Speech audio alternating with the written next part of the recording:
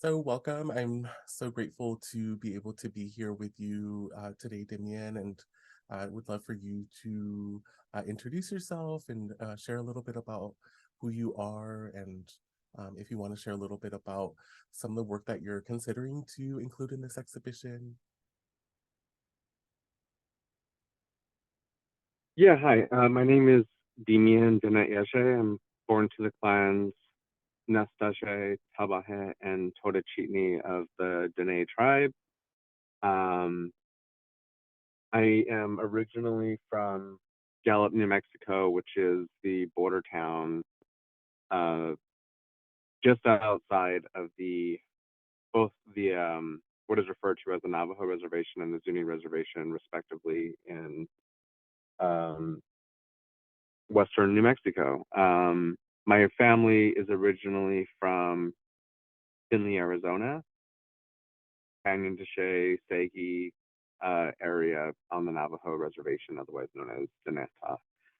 I currently live in Portland, Oregon, which are the ancestral homelands of various indigenous tribes, including various bands of Chinook, the Multnomah, Kalapuya, Clackamas, Clackamas,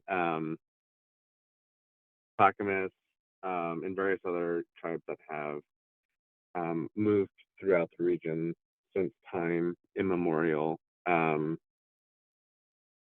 yeah, thank you for inviting me today and for opening up this conversation. And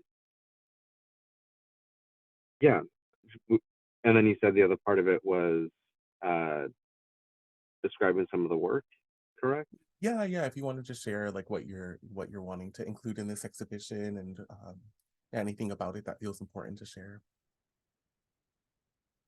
Yeah, so some of the work that I'll be including in the exhibition are is a newer video piece that I finished and worked on this last year. A lot of it is bringing in some of just some like, oh God.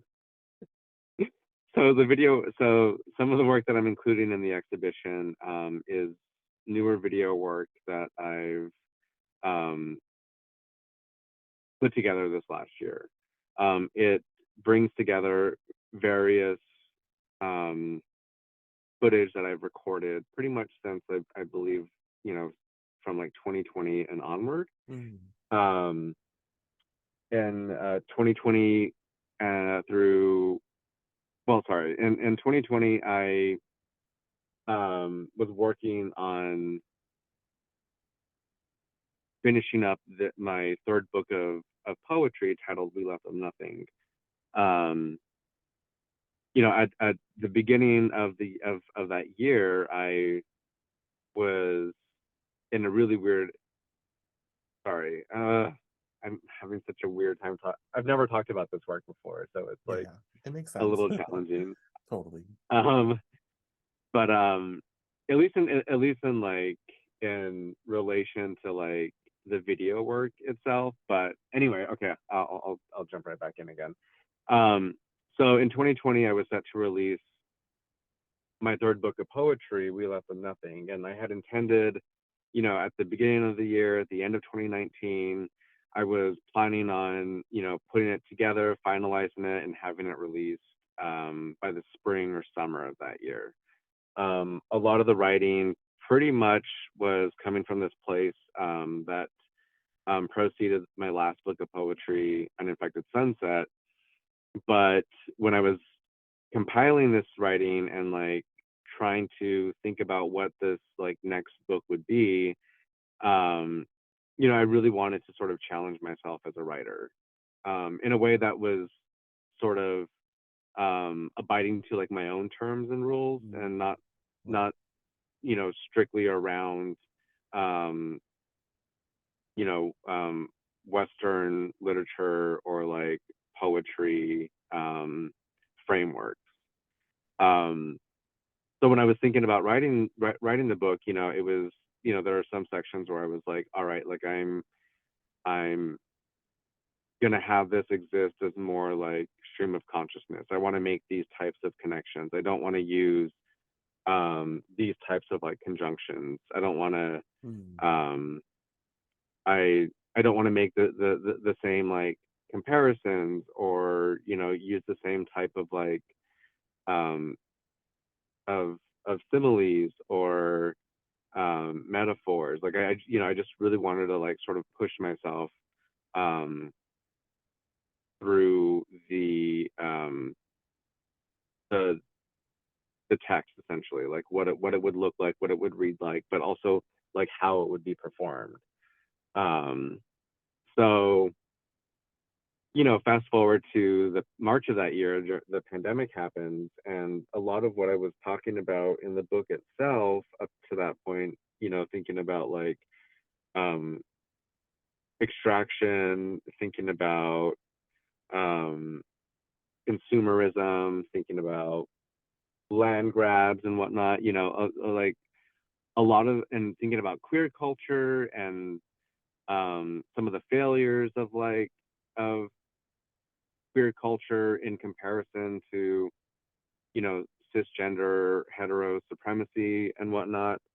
um it was really difficult like working on that piece and like trying to figure out like how to move through it, how to find the final form for it, because a lot of the themes that I was already bringing up um, was happening in real time. People going to the grocery store and buying out ridiculous things like toilet paper, but on the opposite side as well, buying out a lot of like food supplies. Right. So there was just this like stocking up and like hoarding of like of resources in our own communities. Um, and so it just felt like it was like way too close, and I didn't really like, because the book itself, I was like sort of like this like pessimistic, nihilistic view of the future. I grew up in the 90s. Um, and so, everything was like Y2K paranoia, um, end of the world, like Matrix, you know, tech, uh, goth, industrial music, like, Right. everything had this sort of like dark sort of like presence. Definitely. Um, and it was very like, um, very pessimistic, and it was, but it was also really interesting. I feel like the way that people were like imagining the future were lent itself to this like type of like imagining and fantasy that um, isn't as like prevalent anymore because of how much social media and the internet, technology and whatnot have like infiltrated our daily lives. Um, so anyway, I was trying to tap back into that. I was like, okay, whatever. Like the future's fucked. Like we're fucked. Um, and so how can I write a book from this perspective? And I would not have. No one could have predicted um, exactly how the pandemic would have such a drastic effect on our lives. Yeah. Um, so going through all that, writing the book, and seeing some of these like themes like overlapping and being played out in real time was like really, really fucking wild. And so it was hard for me to like work on a book while some of what I was writing about was like was actually happening. Um, Yeah. so that got tabled a little bit. The social uprising of the Black Lives Matter movement, from police killings, George Floyd, um, you know, ignited, and a lot of our, energy during that time went into creating awareness about Black Lives Matter and police abolition, defunding the police, and then, but also like imagining and thinking, and this is even like at the offset of the pandemic, within a few weeks, thinking Yeah. about like, okay, what does it mean to like provide community care and mutual aid, and like, maybe this is an opportunity for us to like figure out alternative maybe not alternative ways of like surviving, but like restoring ancestral ways of surviving that weren't so reliant on, you know, capitalist societies and community systems. Yeah. And so anyway, all of this like pops off in 2020, and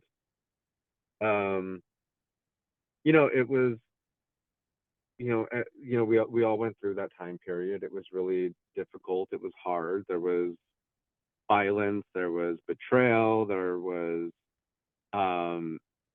infighting. There was just so much like tension and aggression, and like, you know, the rise of white supremacy, and shit got messy. So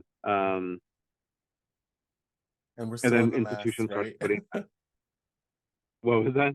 And we're still in the mess, you know?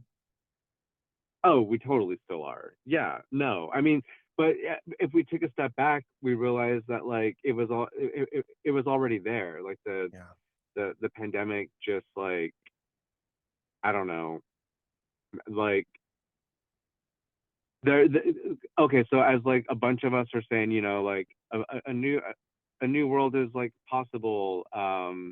You know, we can like build it, we can like construct it, whatever, you know, and just seeing like the vast majority of people in our community like responding to the same to that same energy was like um so empowering. And I feel like, you know, we were all sort of like blinded, or I was blinded anyway, um not realizing that like on the other side of it there were people who were like, oh, fuck this, fuck the pandemic, fuck community care, like I just want to like, you know, party in Florida or whatever and like Right. get on with my life. You know, I didn't realize like to what degree um that was actually taking place. Like um maybe it was naive of me. You know, I live in Portland, Oregon, and in 2020 that, you know, because of the protesting and whatnot, like our little bubble that we live in was just completely like burst wide open. um so anyway, yeah, you know, I had a really difficult time writing that book. And one way that I sort of like came back to writing that piece um, was through utilizing like Instagram stories and like writing poetry through Instagram stories. A lot of us, you know, we all spend our time on the phone and whatnot.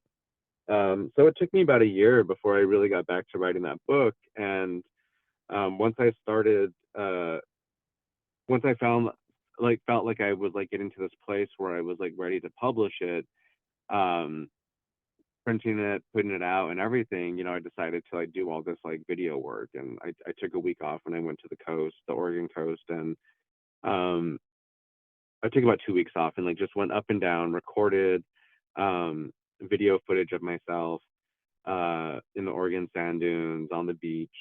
And so this video piece that, you know, I'll be showing brings in some of that. I wasn't really sure what this video would look like, what how it would incorporate, you know, some of the poem into it. Initially, it was supposed to be some type of like promo, but it was really hard for me for the last few years to create work, and to get to a place where I felt confident enough to like create work again. Um, and so the video work and the photographic work that I'll be showing in the exhibition is kind of, I think in some way is following along that initial sort of like investigation and curiosity that I wanted to do with the book, about that involved me like pushing my work um, into a different space, you know, Yeah. of challenging my own like process. Um, and so, you know, it's some of it is like unconventional. I mean, it's not wildly unconventional, but like, you know, just the way that the video is sort of like formatted and um, put together, you know, it follows somewhat of like a collage type framework. In the editing itself, you know, it's not, you know, there's no like animation necessarily, but uh yeah, I still don't know how I feel about it, but I think it's important to put it out there. Yeah.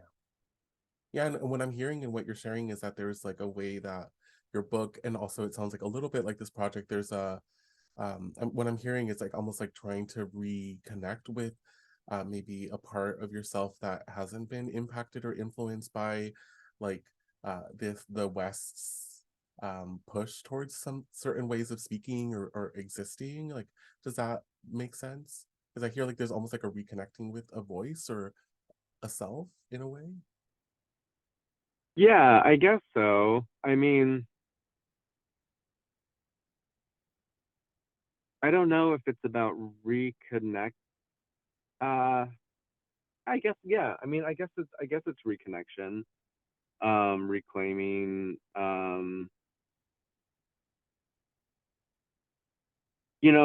Leading up to the pandemic, um, a lot of the work that I created, like from 2009 to like 2018, 2019, I guess I would say, um, over like a 10-year span or whatever. A lot of that work was about reconnecting to indigeneity. A lot of the work that I initially first started off making was about, queer issues, HIV and AIDS related art. Yeah, Um, and it was very like queer, sexuality focused. And that's where a lot of my initial support came from. I had a Tumblr, and it got, highlighted as like as a recommendation in like the Tumblr section under, I think, LGBTQ.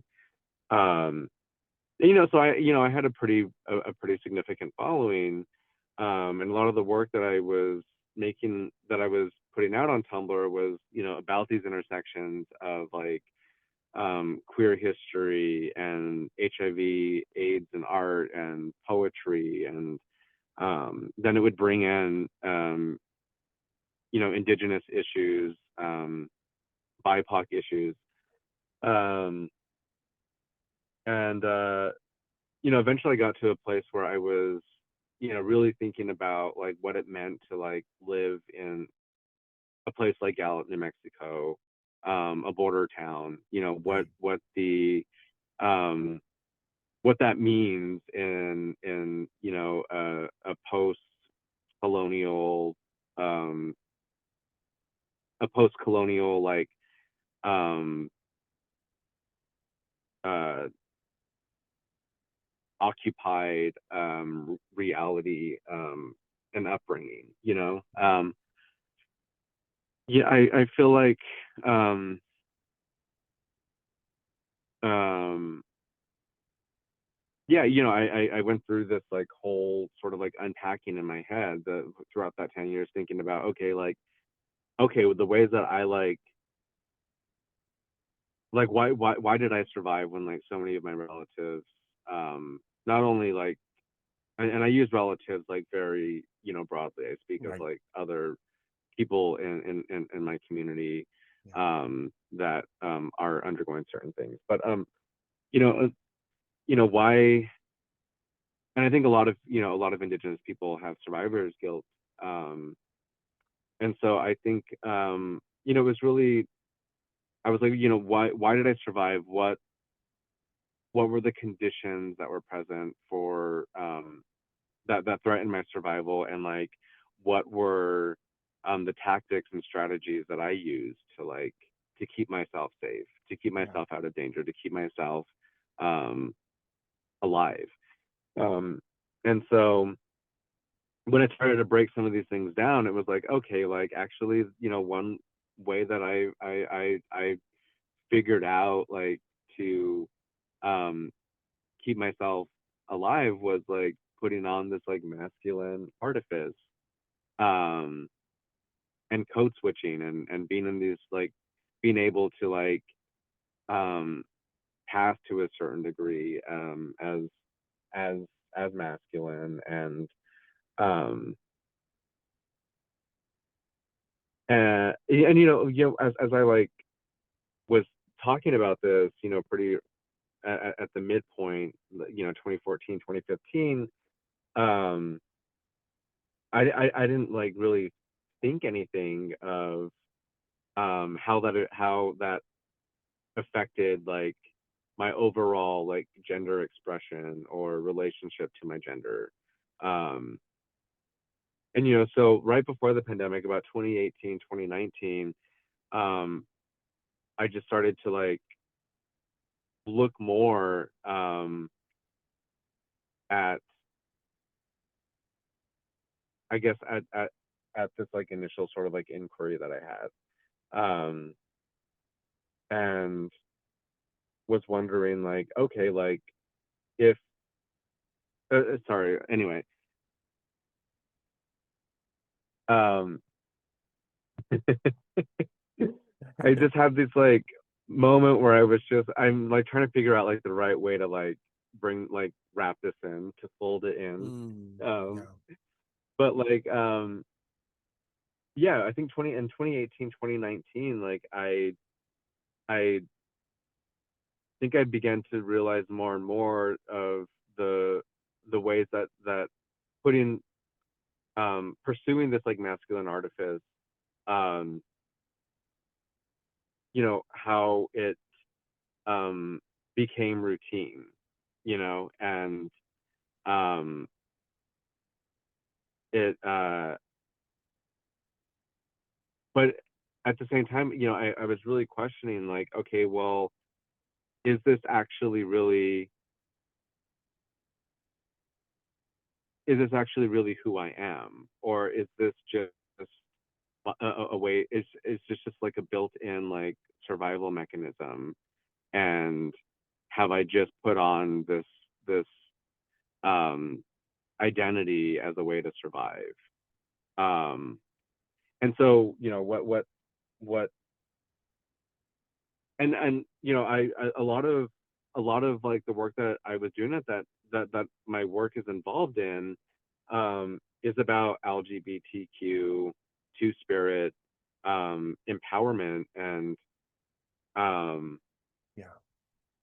and so I just had these moments where I was like, okay, fuck, like what is my gender identity? Like, why haven't I actually like asked myself this question? Like, Mm, yeah. how have I how have I um how have I like hid or um run away from like these like feminine um energies that are like within me? um and so leading up to the pandemic, I think a lot of my own personal story was sort of like really interested in it. It was really interested in um allowing and like giving myself space to like figure out like what that means for myself, um what gender means for myself, what embracing femininity means for myself, what it means like for my people, for um any type of like future that we get to like construct and like build for each other. um and so yeah, a lot of the work that I feel like, I think partially also the reason why it's been so difficult for me to create work, um, is because I don't know how to make work that talks specifically about gender, um, and trying to figure out like, um, my non-binary like trans identity, um, was like was, yeah, it was a lot. I Yeah. On the one hand, the pandemic was very traumatizing because of racial tensions, separations, like not traveling, institutions, you know, being exploitative and extractive of communities and not providing us with like what we need to survive. Yeah. Um, all of these things, like it was traumatizing for all of these reasons, but at the same time, I think it really allowed a lot of people to also um, spend time with themselves and like um, really, question what their gender was. I don't know how many people. I think a vast number of people within the last few years have come out as non-binary or trans, have embraced two-spirit ancestral energies. Yeah. And I do feel very thankful that the pandemic happened, because it allowed that reflection to happen. As like difficult as it was to also experience all these other issues, it really allowed that moment in time for reflection. So some of this work, I think it was really hard for me to like figure out like what it like what to go back and like edit it, to go back and like you know piece it back together. It was like, oh, it's also revisiting this like really awkward transitional point in not only my like art career, but also within my own like personal being, Yeah. where it feels very like teenage and like ridiculous, where you're like um a little bit sloppy and like trying to figure shit out. um it's good to smell that, because it's I still feel like I'm in that space of like, oh, like I still feel messy and sloppy, and like I don't know um how to create that representation. But I also, and I'm scared to like try to, I'm scared sometimes to try to create that representation, because I don't want to fuck it up. But then I also have to remind myself that the ways that I've come into like my Indigenous identity, the ways that I've become confident and comfortable as a queer person, was also through decades of fucking up. Yes. So I'm trying to like have a little bit of grace with myself as well. Sorry, that Yeah. was a lot. It went all over the place, but No, I sorry. really appreciate what you're sharing. And, I think this idea of fucking up and being messy, and I think it really does speak to that process of becoming or remembering. And, especially with what you shared Yeah. around a lot of these, ways that we relate to ourselves being based on survival, or being based on like us being forced to be a certain way, and then having time to actually reflect and really process what that has meant and who we really are, and especially reconnecting with, yeah, things that we know about ourselves or that our communities have really told us. I think, yeah, I really appreciate you being honest about that, and also allowing yourself to kind of follow that messy flow as you're sharing. I really appreciate that. Yeah. Yeah. And the other thing too, this whole like remembering and like reclaiming as well is not necessarily that I don't want to say that like everything is like forgotten as well, um or like not experienced, because a lot of these things like still exist within our cultures and ceremonies Yeah. and um our DNA and like cosmological ties to our ancestors and like the world and universe around us. But it I don't know, so like a lot of us don't know, like a lot of that has been like very intentionally um you know um erased, or colonizers did a very good job of like trying to erase a lot of that, um with even just like one or two generations. I mean, our people were like separated, went through the boarding school system, and um a lot of the really like traumatic and fucked up time period of like of um Dene engagement with like colonizers and whatnot is, it happens in the mid to late um 1800s, uh and within that, there's like two or three generations. But like um with even within that time period, it doesn't feel that long ago, Yeah. like. But like at the same time, like there is like just so much like disconnection from it, um that I don't think some of our like elders or like medicine people even have like a clear idea of, you know, what exact roles were for like the Natlihi or the Natle people of our tribe, which are like, you know, the masculine, feminine, and feminine, masculine people of our tribe. Um, I know, you know, there are some elders and medicine people who like remember that, but at the same time, like so much has changed in the world.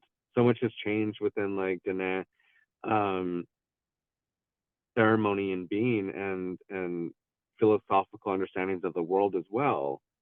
So I also, you know, I also remind myself and have to be mindful that like as much as we like take into account like traditions and like honor these traditions, we also have to give ourselves some grace and realize that we're also building for the future in our lives, and our cultures and our traditions and our ceremonies are actively evolving at the exact same moments that we are, that society is and that the world is.